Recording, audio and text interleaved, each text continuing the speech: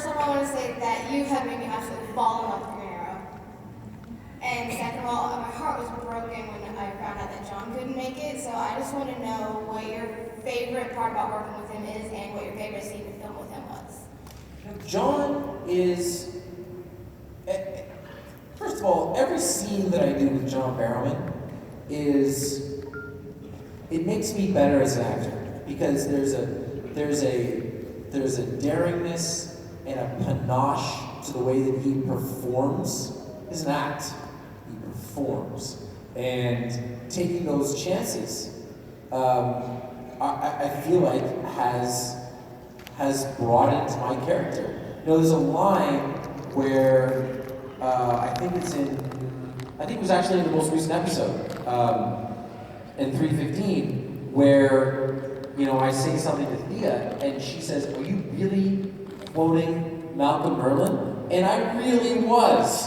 And I was trying to say the line like John would say the line.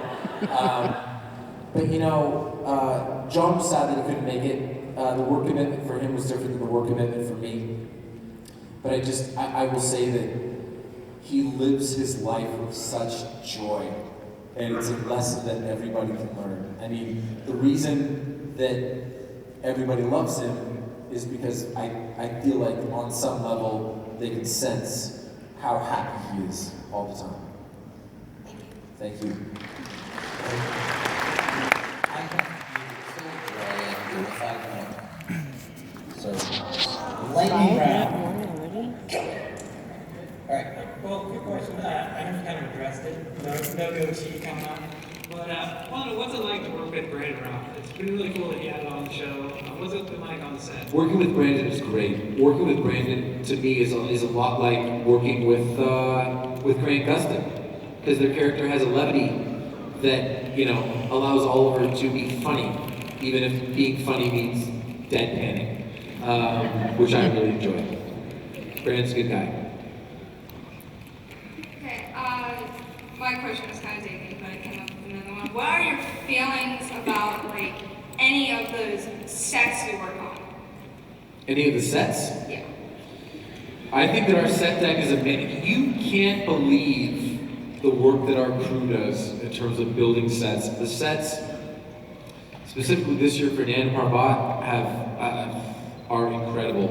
You know, when I'm climbing a mountain in the climb, that was a set that we built. You know, when I'm being dragged across the snow after my duel with Roz, you know, that's a set that was built. Our set deck is incredible, so I'm always in awe. Although we had to retire a set that we used a lot recently, it was sat. It's like we had a last day on a particular set. Yes? So I was wondering, like, how do you guys, flash back when you were on the island and then you were, like, skinny? Just goes to show you that the muscles are just all lighting. And then, like, you flash back and then back to, like, whatever. Yeah, I guess every episode that we film, we have 2 or 3 days that are flashback sequences. Sometimes it's just a day. But it's really interesting. We have an episode coming up that is not my flashbacks. It's Floyd Lawton's flashbacks, which is really cool. Yeah, and so how do you guys, like, do the flashbacks? I mean, they plan them out. I mean, one of the cool things is that we know eventually where the flashbacks are going to go. So we write the flashback story at the beginning of the year, and then as we go through the episodes, we film the pieces. Cool, man. Thanks. So you mentioned that your team would be fighting a metahuman, but you'd be on the sidelines later this season. If you could pick someone in the DC universe, villain or good guy, to go up against in a show where you're actually in the fight, who would you pick?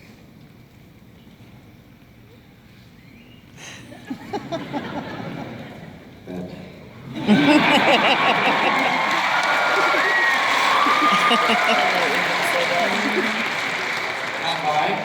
What's that? Not by? No, Batman. Okay, one, can you sign my cast? Yeah, for sure. Out for the panel with the selfie. Yes. 100%. And then this thing where you guys, when your mom was in your cast mom was in the hospital, and you guys weren't doing it yet, but John was walking, and you were the only one that saw him, and he kind of like jumped and snapped. Yeah, John pranked me the first time that we did a scene together. He did like a dancer move. And we told the story, and there's a great YouTube clip of the two of us telling the same story. The problem is that he did it while I was trying to keep a straight face in front of Paul Blackburn, who's a method actor. And so when I laughed, Paul got legitimately mad. So that's John Brown. I take back all the nice things that I said. Hi. Hi. I have just a little bit. How long does it take for you to get into your scar and tattoo makeup? 70 minutes. 7-0. They have a massage chair that's there that I put my face in. They do the back. I flip over. I take my hat and go like this. And I fall asleep. They do the front. And then it takes about 20 minutes to take it off. I should just dip in the Lazarus pit and get rid of all those scars. No. A lot of people wonder if that's coming. Yeah, there's Lazarus pits exist on our show. How's it Tune going? in Wednesday. Yeah. First off, go Goats. Go Goats. Thank you. Oh boy. Nobody else, that's it. Thank you. How epic is it to just stand in the presence of Monty Bennett? David Bennett, my goodness, what a guy. He brought so much to the first two seasons of Arrow, and having him back. And, true story, I sent a note to Mark Guggenheim, our executive producer, when I watched episode 14, The Return, when we had Slade Wilson back. And I said, Mark, bottom line, the Arrow universe is better with Deathstroke in it. And we need to get him out of that prison in some way, shape, or form. We need to do like a forced team up. We need to do something, but he needs to be involved. He's awesome. And my last thing, how many did you ever get to shoot any real arrows in the show? Yeah, every arrow I shoot is real. It's not. There was a scene in, I do get to shoot them every once in a while. We're so good with CGI now that it's very rare that an arrow happens on set because it's so dangerous. But there's a scene where Shadow is teaching me to shoot in the latter part of season 1. And I was actually shooting. I was shooting for real. And we had a take, and I wish it was on the gag reel, where I definitely hit the bullseye, and the arrow was off screen, and hit the bullseye, and I go, yay!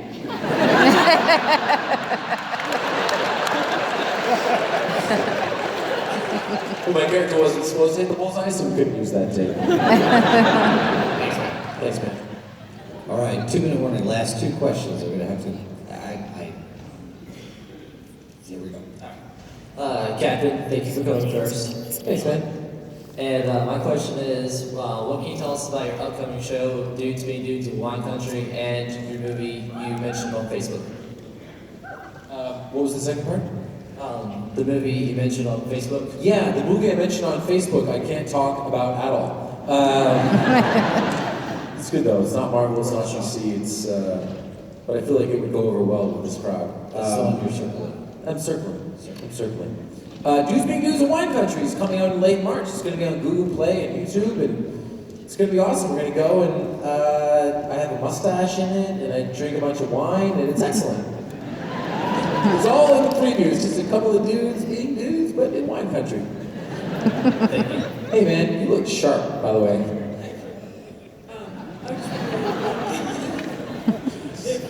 Just ignore yourself on the screen. I'm just wondering, like, in Arrow, if you can get that, like, classic Green Arrow humor, because right now you're kind of just, like, serious a lot, and, like... Well, that's the point, isn't it? I'm not the Green Arrow. I'm just the Arrow. So far. Yeah. Hi. Hi. What's your favorite part about being Oliver Queen or the Green Arrow, and will you take your shirt off?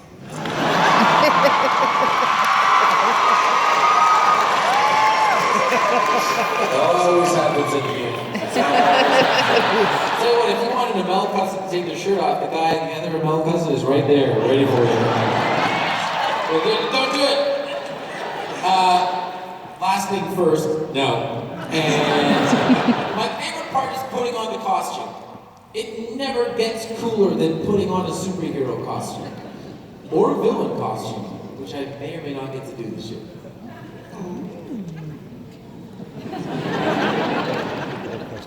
That's nicely ambiguous. I think we can leave it there.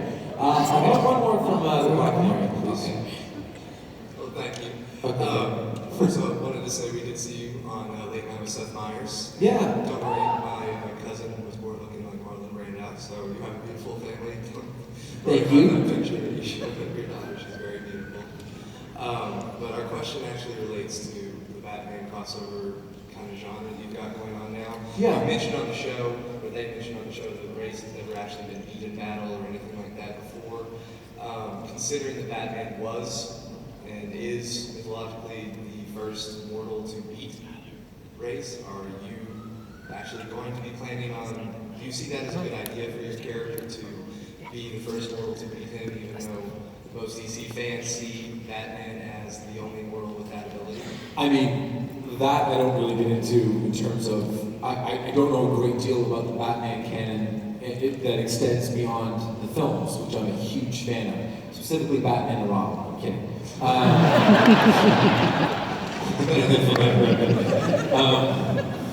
But this is a good place to end off, is that, you know, Roz offers the position to me at the end of our last episode, and I think that, you know, a large portion of the fan base would think that it would be a straight, no thank you.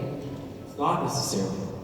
He's a good pitch man. Do you find it odd that that's also part of Batman's mythos, since he was the first person that Ra's asked to replace him? No, I mean, Ra's al Ghul is our quote-unquote big bad this year, and, you know, if you're not borrowing from things that work, then, I mean, why have you do it in the first place? So I understand that there's a bit of a crossover into the Batman mythos, but I think that our show has earned the right to do what we think is going to be the most interesting story.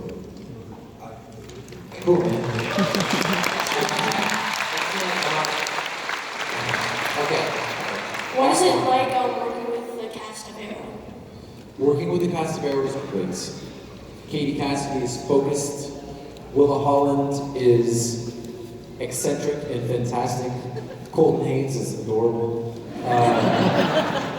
Paul Blackthorne yesterday just said to Colton, he goes, just try to be ugly for like a second. And Colton made an ugly face and actually strained his neck. He had to work so hard. It's a true story. David Ramsey gives good hugs, and John Barrowman is John Barrowman, and Paul Blackthorne's my buddy, and you know, I'm gonna leave. Of course, Emily is Emily, and we love Emily, and yeah, it's so wonderful. I'm so blessed to work with such a great group of people. Thank you. And so blessed to be in Kansas City. And we do